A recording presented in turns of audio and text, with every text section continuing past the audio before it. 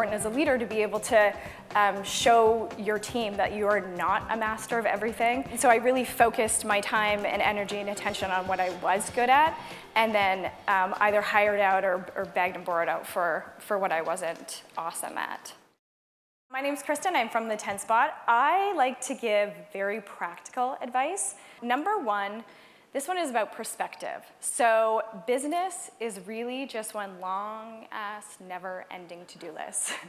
It really doesn't matter what you are tackling, whether you are starting your business, whether you have a problem in your business, whether you have an opportunity in your business.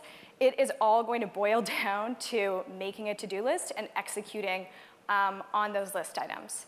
So there's that old, I don't know if anyone's heard it, it's like, how do you eat an elephant? One bite at a time. And that's actually what you're going to have to do. And so you had mentioned a question about like, how do you not get overwhelmed, or how do you sort of like beat down that devil inside of your mind? And this is how you do it. So for me, when I was starting out my business, I was very lucky because I was very naive at the time, but also I'm such a practical person that like I just started with the to-do list. So I never thought of what's gonna happen when I actually open my doors. I never had those feelings of anxiety around, are people gonna come? What am I gonna say when they come? Because I was like, I don't have a business right now. Like there's no point in worrying about that because I don't have anything right now. What I have right now is I have to write a business plan, and I have to think of a name, and I have to register a URL, and I have to get financing. Even getting financing, like that can be intimidating. It's like, break it down into a list. I've gotta like search for a business plan online, then like download it and open it up and like copy paste things. So if you just look at business as this like long, never-ending to-do list, things are a lot more manageable, less overwhelming, and less scary and anxiety-inducing.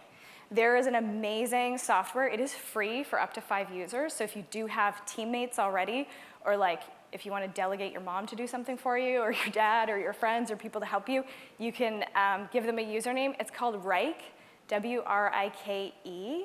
It is a project management tool, but you can like put in tasks. You can assign people tasks. You can check in on tasks. You can attach files to tasks. It's like so fabulous and amazing. You can just like brain dump everything in there and then sort it out. There's some good YouTubes that will teach you how to use Wrike. And then they also teach you about the getting stuff done method, which is about like brain dumping all of your ideas and then sort of cataloging them when you're gonna action them. Create protocols for everything and anything.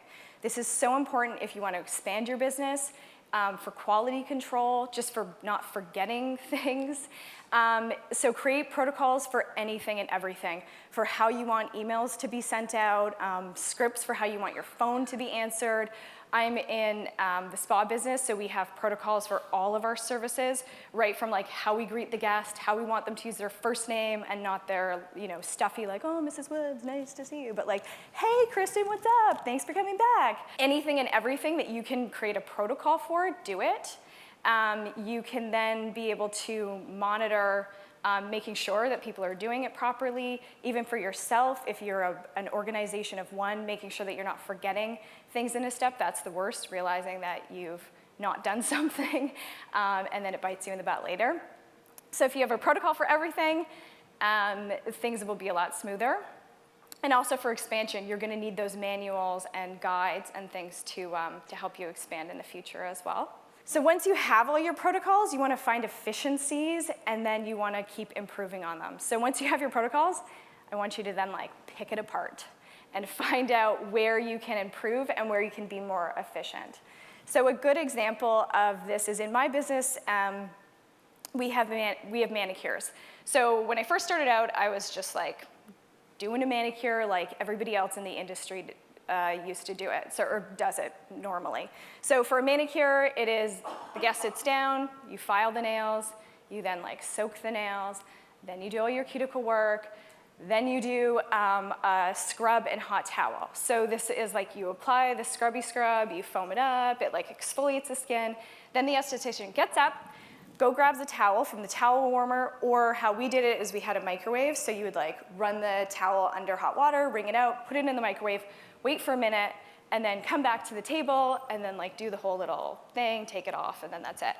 So what we did is we looked at that, and my goal was to shave down time, because in my business, time is money.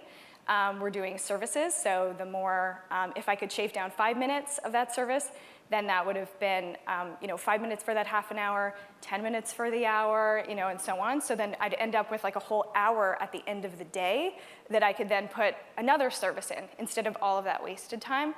So my goal was to cut the timing down.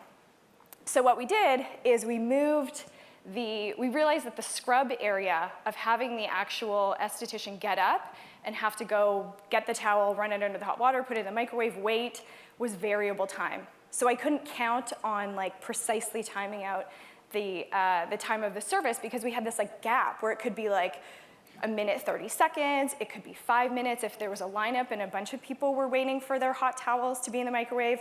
That could take some time. It was also not great for the guest, because the guest was left there while the esthetician had to go leave and do this. So it was kind of this weird moment where you're like, your hands are all sugary with scrub on them and you're sort of just waiting there for somebody to do something.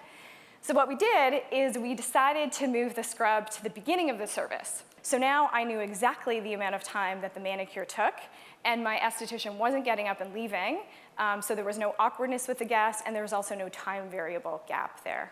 We ended up saving, we did that then with all of our services. So we ended up cutting like hours out of our services just by tweaking things and figuring out how we can do things more efficiently. If things were just taking extra time and it didn't really need to take extra time and people were sort of like enjoying the extra amount of time. Just for perspective, the normal manicure in the industry is 45 minutes long and ours are 30 minutes, which means I get to do 2 manicures in an hour instead of 1 manicure. So yeah, finding efficiencies and never stop improving is my third tippity tap for you.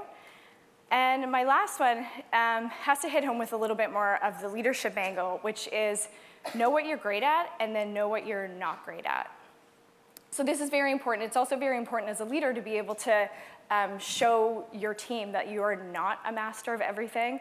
I don't claim to be great at everything. I tell everyone what I'm really bad at, finances. And I, very early on, the first thing I did when I started my business was I wrote my business plan. I signed a lease for a location that I didn't actually have money for yet, got my financing in place, and then I hired a bookkeeper. Because I was like, I already started writing checks. I don't know what to do with those in QuickBooks. So I better find somebody that does know. And so I hired a bookkeeper. And I would probably have been bankrupt I don't know, 10 times over. We've been in business 10 years. But I knew that I was not good at it, and I knew that I wasn't gonna get great at it. And I knew what I was good at, which was writing copy and writing protocols. I love writing protocols, and other things. And so I really focused my time and energy and attention on what I was good at, and then either hired out or begged and borrowed out for what I wasn't awesome at.